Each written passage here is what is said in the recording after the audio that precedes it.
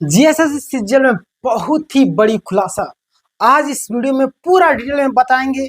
और मैंने काफी दिनों के बाद जीएसएस सीजीएल पर वीडियो बना रहा हूँ, क्योंकि कुछ वैसे पुख्ता प्रूफ नहीं आ रहे थे। आज आपके समक्ष कुछ ऐसे प्रूफ है जो सीआईडी कबूल कर चुकी है। बहुत ही बड़ी खुशखबरी जीएसएस सीजीएल के छात्रों के लिए, जेन्युइन छात्रों के लिए बहुत ही बड़ी धमाकेदार अभी सुनवाई जो है होने दीजिए। उसके बाद देखिए मामला दूध का दूध पानी का पानी, एक बार बहस होने दीजिए, कहीं ना कहीं मामला क्लियर होगा। एक बार भी अभी तक बहस ही नहीं हुआ, छात्र इंतजार कर रहे हैं। इसी बीच में आज पूरा तेजी से ये जो मैसेज है वायरल हो रहा था, सीआईडी मान चुका है। क्या सच में सीआईडी मान चुका है या नहीं माना है? पूरी प्रक्रिया को हम लोग जानेंगे। जीएसएस सीजीएल के जितने भी छात्र हैं इस वीडियो को लास्ट तक देखिए। आपके मन में जो भी सवाल है सारे सवाल के जवाब मिल जाएंगे। सबसे पहले मैं हम लोग इंग्लिश में ये जो है आपको समझ में नहीं आएगा, ठीक है। इसी चीज को मैंने ए टू जेड हिंदी में ट्रांसलेट कर दिया हूँ, जो कि आपके समक्ष में ला कर रख रहा हूँ, ठीक है। आपके मन में सवाल होगा, सारे सवालों का जवाब मिलेगा। क्लियर? देखिए ये मैंने हिंदी में ट्रांसलेट कर दिया है, ठीक है। और देखिए यहाँ पे हाँ पूरा है। चलिए देखिए क्या बोला गया। ये जो इंग्लिश में था ना, काफी सारे छात्र परेशान थे, काफी सारे लोग समझ रहे थे, काफी सारे लोग समझ ही नहीं पा रहे, बस जान रहे, थोड़ा सा देख रहे हैं। यहाँ पे पीला जो किया हुआ है, येलो येलो, हाँ तो छात्र परेशान हो कि क्या लिखा हुआ है इसमें, आखिर हेडलाइन दिया हुआ है। पूरी प्रक्रिया को हम लोग बात करते हैं। सबसे पहले देखिए उसके खिलाफ पहले ही आरोप पत्र दाखिल किया जा चुका है। फिर यह प्रस्तुत किया गया कि याचिकाकर्ता उच्च रक्तचाप और रक्त शर्करा से पीड़ित है। फिर यह प्रस्तुत किया गया कि याचिकाकर्ता के बैंक खाते में कोई राशि हस्तांतरित नहीं किया गया।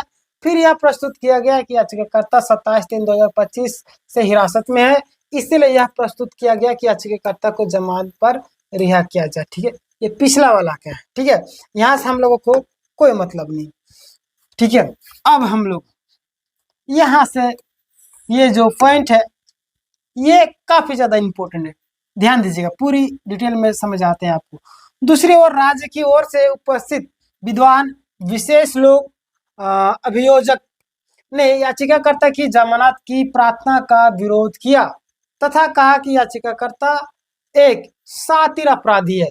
क्या बोले? याचिकाकर्ता जो है वो एक शातिर अपराधी है। क्लियर? तथा उसने जेएसएससी सीजीएल परीक्षा के प्रश्न पत्र लीक करवाने के संगठित अपराध में पकड़े जाने से बचने के लिए बहुत सावधानी बरती है।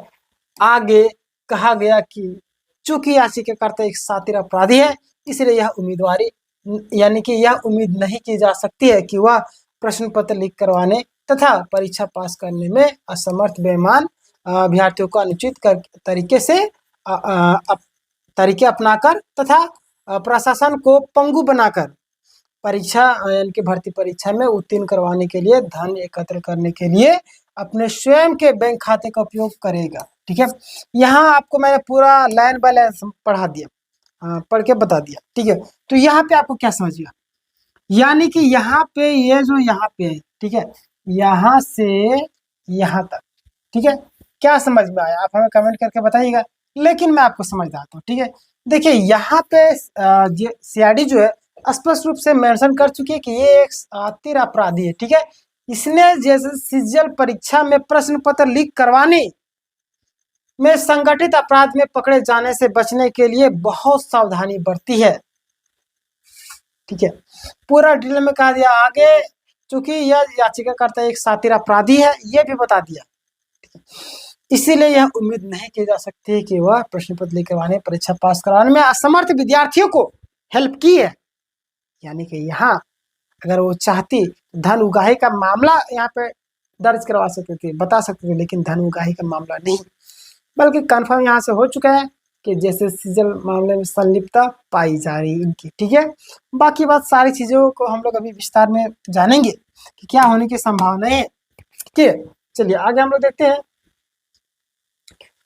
देखिए, स्वयं के बैंक खाते का उपयोग ये नहीं किया था ताकि पकड़ा ना जा सके। कितना शातिर दिमाग में, कितना शातिर दिमाग था, ठीक है इसका। देखिए क्या बोल रहे हैं, थोड़ा सा जूम कर देता हूँ।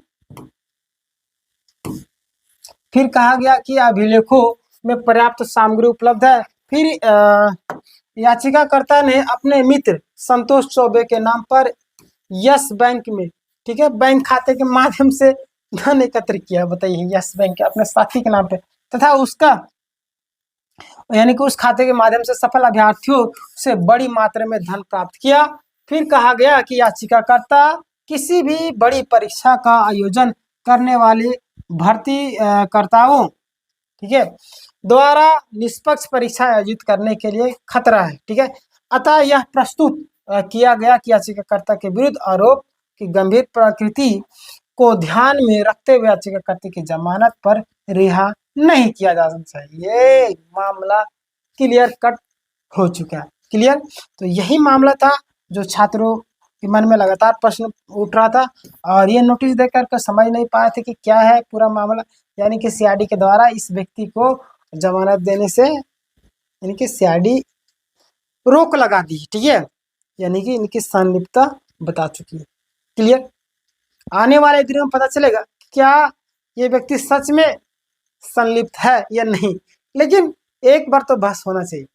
अभी तक कभी हमारे वकील एक बार नहीं थे, अन्य केस में बिजी थे, कभी इनके वकील नहीं रहते हैं, कभी क्या हो जाता है, कभी जांच ही चल रहा होता है, पता नहीं, अभी तक एफएसएल रिपोर्ट नहीं। ऐसे बहुत सारे मामले होते रहे, डेट पर डेट मिलती जा रहा है, लेकिन चाहते हैं कि एक बार आमने सामने बहस हो, दूध का दूध पानी का पानी हो जाए। क्लियर, सारी चीज़ों को हम लोग इंतजार कर रहे हैं, ठीक है। तो घबराने वाली बात नहीं, टेंशन लेने वाली बात नहीं है।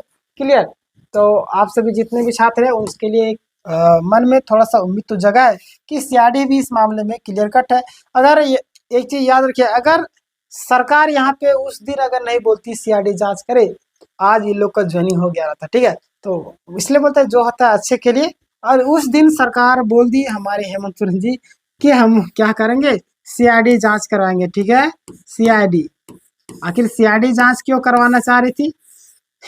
अब तो ये लोग सरकार को ही गाली देंगे, सरकार को, क्योंकि सरकार की यहाँ पे गलती मानेंगे, क्योंकि सरकार अगर उस दिन नहीं बोली रहती तो शायद आज इन सभी छात्रों का ज्वाइनिंग कंप्लीट हो चुका होता। क्लियर, लेकिन हमारी खुदकिस्मती बोलिए हम सभी छात्रों का या मेहनती लोगों का दुआ, खैर कोई दिक्कत नहीं, सारी चीजें साथ होती है। सब थोड़े देर के लिए झुठला सकता है, पराजित हमेशा के लिए नहीं होता, ठीक है। तो याद रखिए, थोड़े देर के लिए परेशान जरूर होंगे लेकिन जीतेंगे जरूर। क्लियर, सारी चीज़ों को आपके सामने मैंने रख दिया।